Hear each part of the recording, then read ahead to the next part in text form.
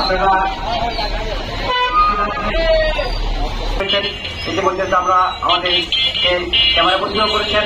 আমাদের শিশুরাও মনে করবে যে না, আমি আমার সমাজের কাছে ছিল কিছু টাকা বাকি থাকার কারণে তাকে ইমিডিয়েটলি ঘটনাটি আসলে কিভাবে কোথায় দাঁড়াবে আমরা চাই। যদি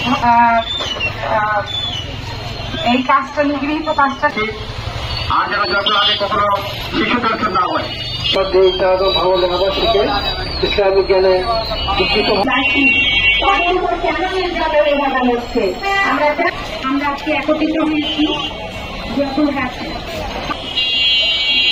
ধন্যবাদ। আজকে যারা আমাদের সাথে ইতিমধ্যে আপনারা শুনেছেন জেনেছেন যে দিদি ফাতেমার নাম করে যে মাদ্রাসা, তার তলে এইসব কীর্তি হচ্ছে, যেটা আমরা আশা করতে পারি না। জয়পুরহাটে এই ধরনের নিকৃষ্ট ঘটনা না ঘটে।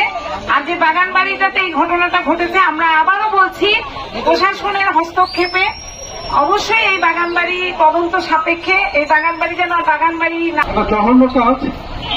শিক্ষা প্রতিষ্ঠানে সকল শিক্ষার্থী শিক্ষাবন্ধের অধিকার আছে।